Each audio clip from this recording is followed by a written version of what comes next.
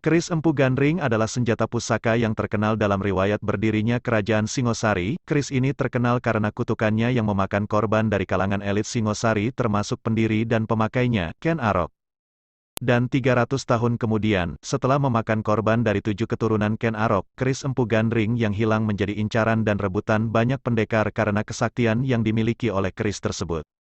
Kisah dari perebutan keris Empu Gandring, merupakan inti dari cerita film Pusaka Penyebar Maut, sebuah film produksi Soraya Intersin Film, yang dirilis tahun 1990, dan disutradarai oleh Sisworo Gautama Putra. Maka tak usah menunggu lama, posisikan diri Anda senyaman mungkin, serta siapkan cemilan untuk menyaksikan video kali ini. Namun sebelumnya, silahkan like dan subscribe terlebih dahulu channel ini, agar kami lebih bersemangat lagi mengulas film-film nostalgia lainnya, dan tak lupa juga kami mengingatkan kalau video ini mengandung spoiler.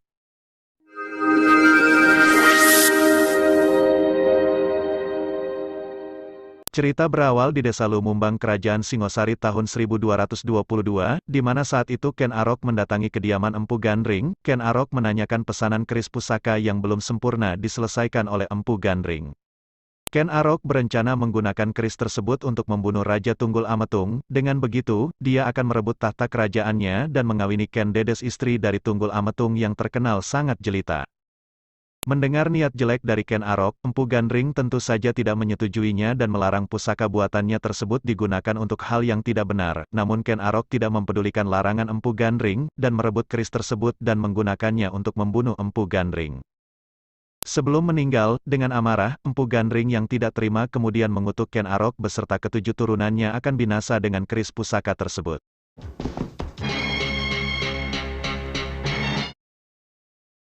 300 tahun kemudian, keris sakti Empu Gandring yang menjadi incaran banyak pendekar dan orang-orang sakti, menjadi milik Nyi Polok. Ki Karpo beserta pendekar lain yang ingin menguasai keris pusaka tersebut, berusaha merebutnya dari tangan Nyi Polok, kemudian mengirim begundalnya mendatangi kediaman Nyi Polok di tengah hutan. Nyi Polok yang tak ingin keris tersebut dimiliki oleh orang-orang berhati jahat, menyembunyikan keris tersebut dalam tubuhnya.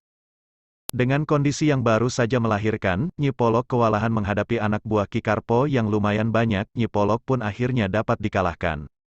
Ki Karpo yang mengetahui kalau Nyi Polok menyembunyikan keris pusaka yang mereka cari itu di dalam tubuhnya, berusaha mengeluarkan keris tersebut dengan cara membakar jasad Nyi Polok. Namun meski jasadnya sudah terbakar, keris tersebut tetap tidak bisa dimiliki oleh Ki Karpo maupun anak buahnya. Waseso, anak dari Ki Karpo, yang sebelumnya menaruh dendam pada Nyi Polok, kemudian mencampakkan bayi Arijaya, yang kemudian diselamatkan oleh Ki Boman dan membawanya ke dalam hutan. 20 tahun kemudian bayi Arijaya Kamandaka sudah beranjak dewasa. Ki Boman melatihnya beberapa ilmu kanuragan dasar.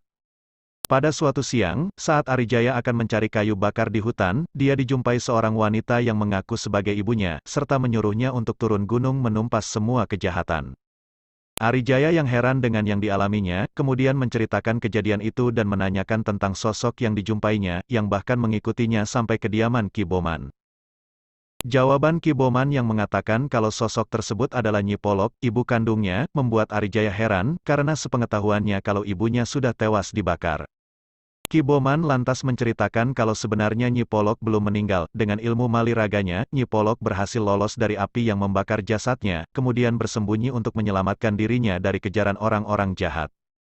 Ki Boman juga menceritakan tentang keris Empu Gandring yang diwariskan Ki Manguntapa, ayah Arijaya yang juga mati di tangan Ki Karpo dan anak buahnya. Maka sesuai perintah ibunya, dan Ki Boman, Arijaya kemudian turun gunung, untuk menuntut balas atas kematian orang tuanya. Di tengah jalan, dia menjumpai seorang gadis bernama Selasih, tengah bertarung dengan Waseso, anak dari Ki Karpo yang dulu pernah membunuh orang tua Arijaya. Pada saat Waseso berhasil mengalahkan Selasih, dan berniat menggagahinya, Arijaya menolongnya dan membawa lari Selasih. Setelah berhasil menemukan tempat persembunyian dari kejaran Waseso dan anak buahnya, Selasih menceritakan siapa dirinya dan mengapa dia sampai bisa bertarung dengan Waseso. Selasih yang punya dendam kepada Ki Karpo dan anak buahnya atas kematian orang tuanya, bertekad membunuh mereka, dengan cara memperdaya dan mengaku kalau dirinya mempunyai keris Empu Gandring yang selama ini mereka cari. Cara tersebut Selassie lakukan, agar dirinya menjadi incaran Ki Karpo dan anak buahnya. Dengan begitu Selassie bisa berhadapan dan membunuh mereka satu persatu hingga dendamnya tertuntaskan. Mendengar cerita Selassie, Arijaya pun mengatakan kalau mereka ternyata mempunyai tujuan yang sama. Tengah Arijaya akan menceritakan siapa dirinya, mereka kemudian dikejutkan oleh seorang pengintai yang ternyata adalah anak buah dari Ki Renggong yang tengah mengepung untuk menangkap Selassie, dan merebut keris yang dimilikinya. Ternyata selain Ki Karpo, banyak kelompok pendekar lain yang mengincar keris Empu Gandring. Dengan ilmu bela diri yang masih belum memadai, Arijaya dan Selassie akhirnya dikalahkan oleh Ki Renggong dan anak buahnya, dan Selassie pun tertangkap, sementara Arijaya yang berhasil melarikan diri, ditolong oleh Nyi Polok.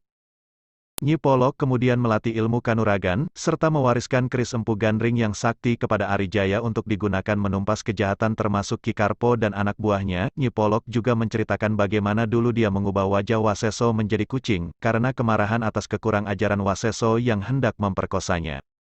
Ki Karpo memerintahkan Waseso anaknya, untuk menemukan Selassie dan merebut keris yang ada di tangannya, namun belum Waseso beranjak, datang pendekar lain bernama Wak Donggol yang sama menginginkan keris Empu Gandring juga. Wak Donggol mengatakan kalau Selassie dan kerisnya sekarang sudah berada di tangan Ki Renggong. Dia pun menawarkan bantuannya untuk menemani Waseso mencari Selassie, dan mengatakan kalau dia berada di pihak Ki Karpo.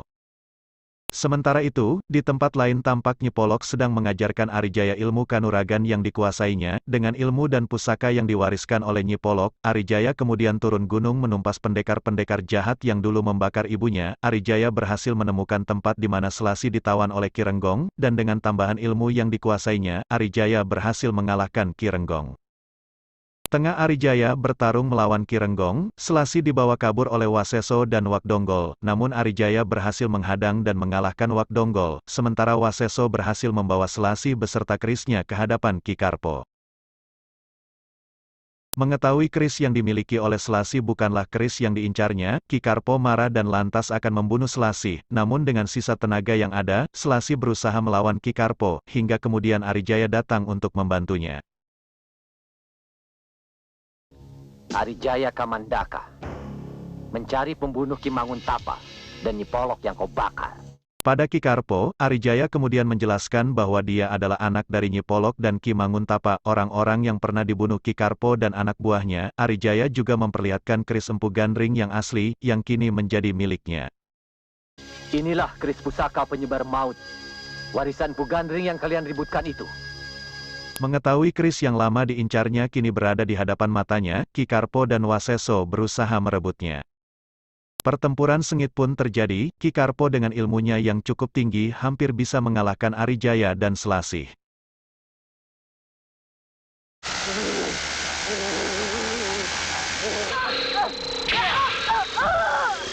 Namun dengan pusaka penyebar maut, warisan Empu Gandring yang Arijaya miliki, akhirnya Ki Karpo berhasil dikalahkan, dan cerita pun berakhir.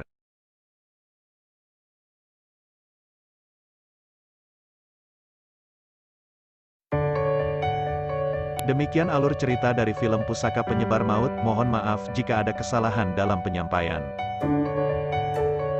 Saran, kritik, dan request tetap kami nantikan demi kemajuan channel ini. Sampai jumpa dan salam nostalgia.